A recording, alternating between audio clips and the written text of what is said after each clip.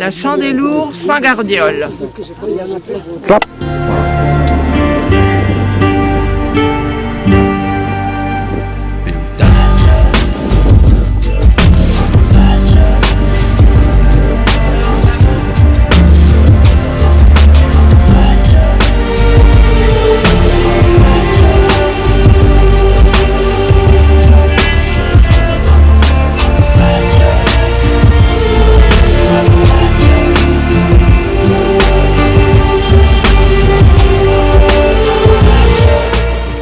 Nous allons vous raconter une histoire, d'après les recherches des ethnologues de la mémoire locale, où le légendaire se mêle à l'historique et au présent.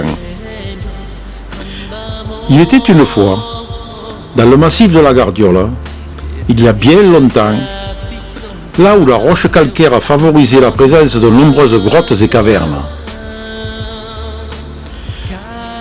Dans ces cavités troglodytes, très isolées dans la montagne, et situées à l'intersection de plusieurs villages, les paysans ne s'aventuraient jamais car ils se disaient que le massif était habité par des animaux sauvages qui vivaient dans ces refuges.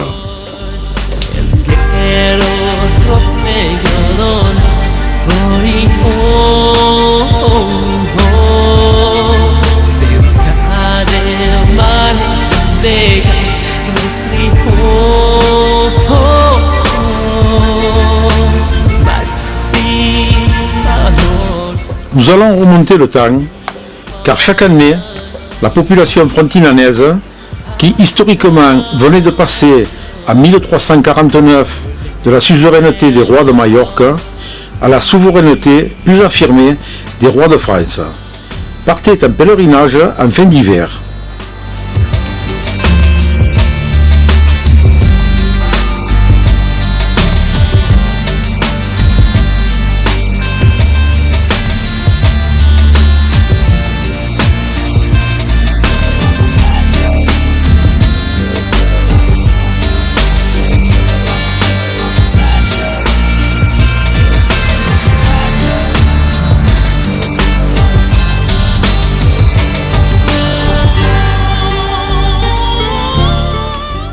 Dévote, croyante et voulant garder une attitude spirituelle, elle accomplissait un pèlerinage et une belle évasion au grand air pour une journée à l'abbaye Saint-Félix de Monceau.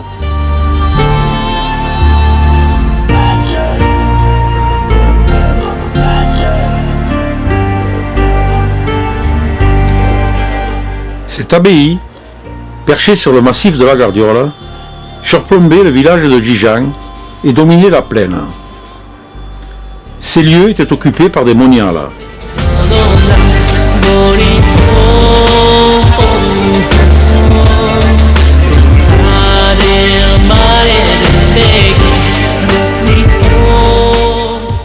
À l'heure du chant du coq, un dimanche matin de mars, les pèlerins d'un jour quittèrent le vieux village de Frontinan, entouré d'étangs à perte de vue qui sentaient la malaïgue. Ensuite, prenant par le nord, ils traversèrent des vignes dont la typicité de ce vin célèbre avait une excellente renommée. Ils marchaient dans le canyon entre deux collines.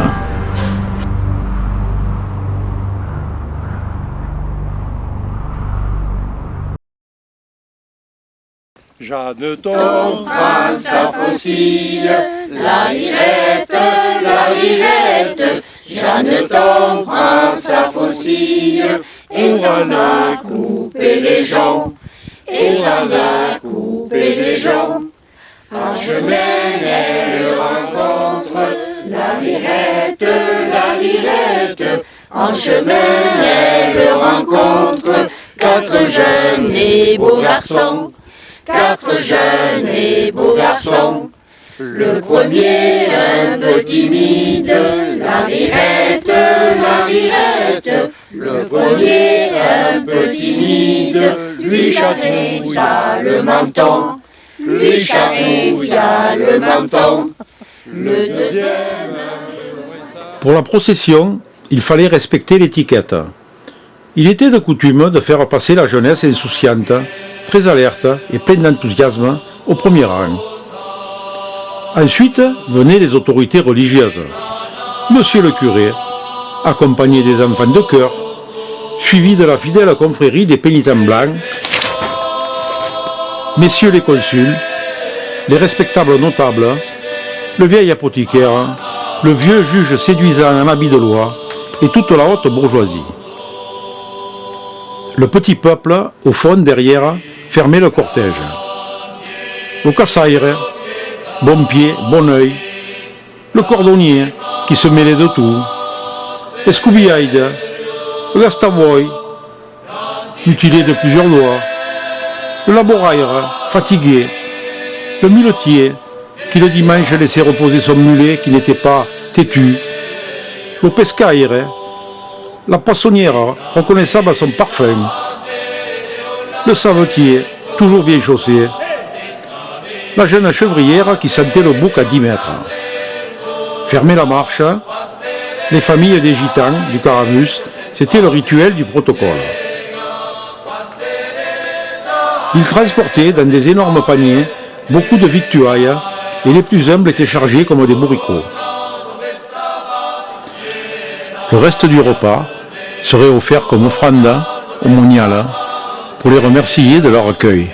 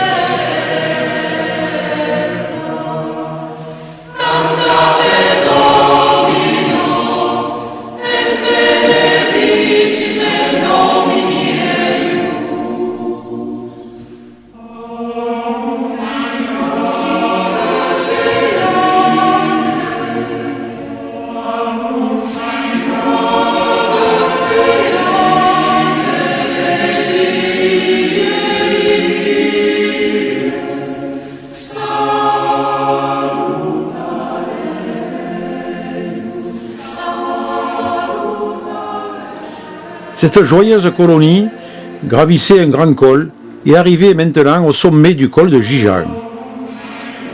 La respiration devenant difficile, il fallait faire de courtes pauses car la côte était rude.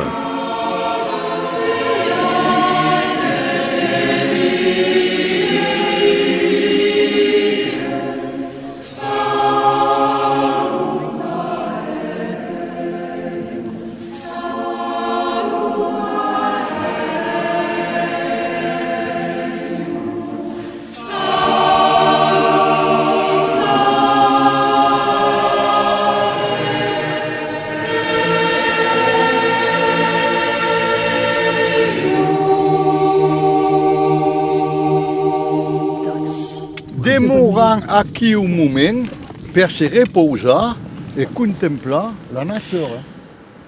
Sur la gauche, il y avait assez loin 2 montagnettes couvertes de forêts, Sétim et Agde, elles aussi entourées de marécages. Les jeunes filles, au visage d'ange et certaines de poupées, Annie des Vignottes, Arlette, beau sourire, Bernadette des Viviers, la cancanière qui avait une langue bien pendue, Cathy, Chantal, Christiane des Romains, Cricri du Planas, Dany des Romarins, Esmeralda du Caramus, Francesca du Barnier, Fleur Bleue, Gisèle, Henriette de Saint-Martin, Enka, Josie des Perrières, Joli Cœur, Joss, Manon des Sources, Marie-Ange des Jardiniers, toutes les Maries, Michel, Mimi des Terres Blanches, Monique, Myriam des Piels, Inès, Intense de Célac, Nelly Lapatte, Nicole, Paquerette, Sabine, Sourire de printemps, Sylvie, ouvrez la marche de la longue file en chantant avec entrain Frère Jacques. Ensuite, les jeunes gens, avec des joues bien roses, les suivaient en se faisant des gracieux sourires, tout en courtoisie et en vie. On nageait dans le bonheur. On se voit ce soir. À quelle heure? Écoute, n'importe quelle heure, j'en ai trop vu. J'en ai trop vu. Ding dong, ding ding dong, frère Jacques, frère Jacques. Has visto que no? Oh, c'est belle. Oh, que de gentilshommes aujourd'hui. Il va falloir en profiter. Oh, mon beau chevrier. Plutôt se retrouver. Où tu veux ma petite chèvre? Rendu à quelle heure? Tu as le poil si doux.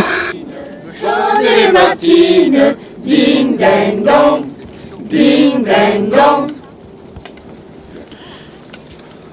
Avant de gravir le sommet, pas très loin de la grotte, les marcheurs entendirent des murmures, des ronflements, des grondements très bruyants et quelques légers gémissements.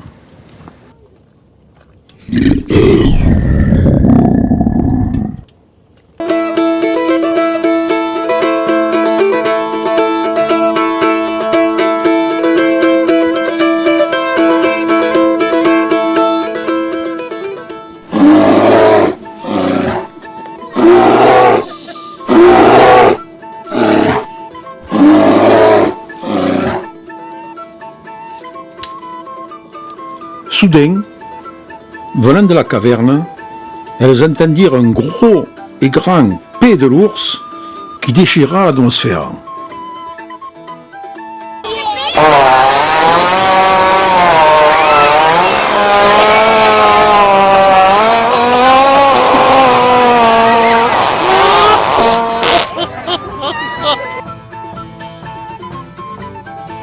C'était comme un séisme dévastateur.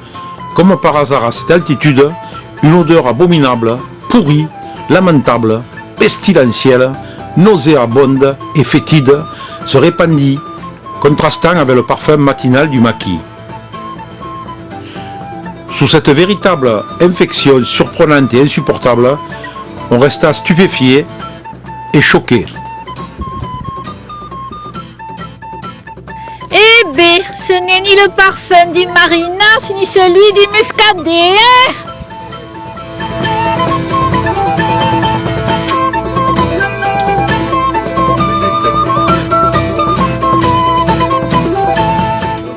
Nous étions sereins, quand tranquillement, sortant de sa tanière, en se balançant de manière grotesque et dansant la samba, un solide plantigrade, tout agité et plein d'énergie, nous observait de haut et percevait notre démarche sans vraiment souhaiter l'approuver.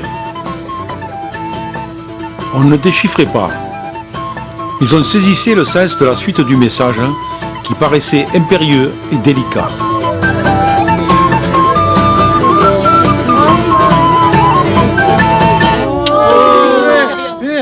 Là, on dirait que vous êtes contente, hein?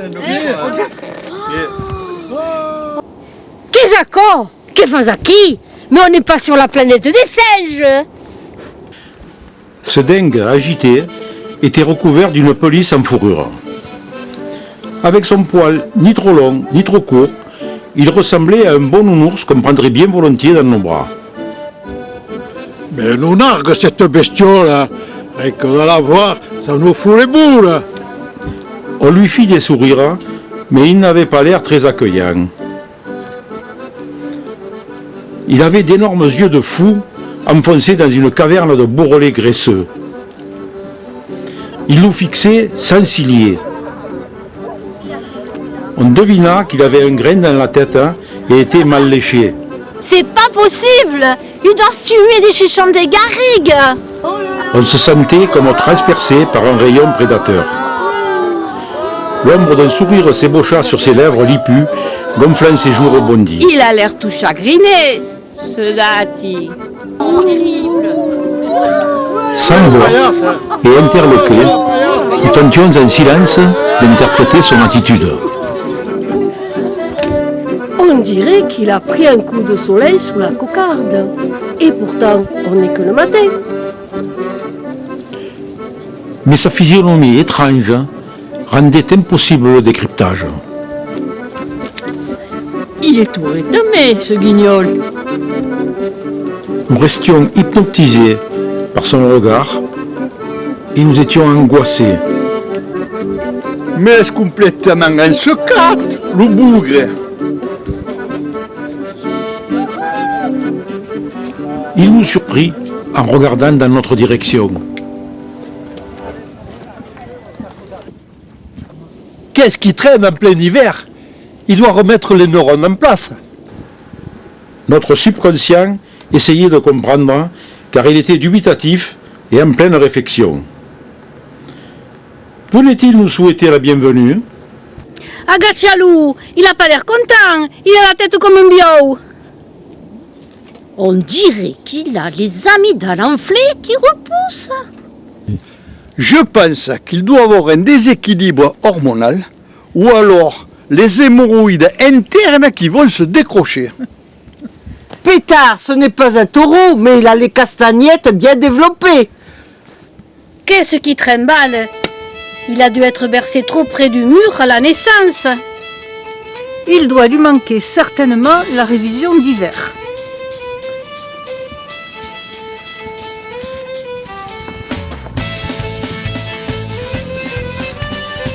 Quelle superbe cacahuète! Il a le service 3 pièces bien développé, comme un taureau. Attention à nous, il est peut-être amoureux.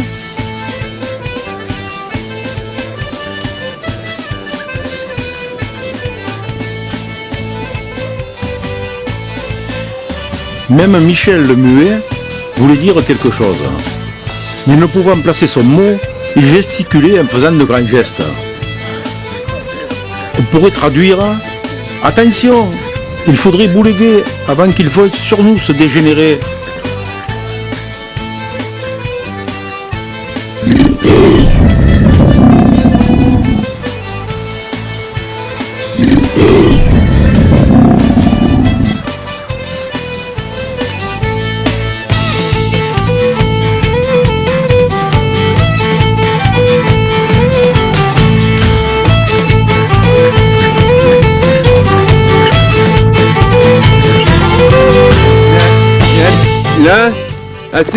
Là, c'est une fiole.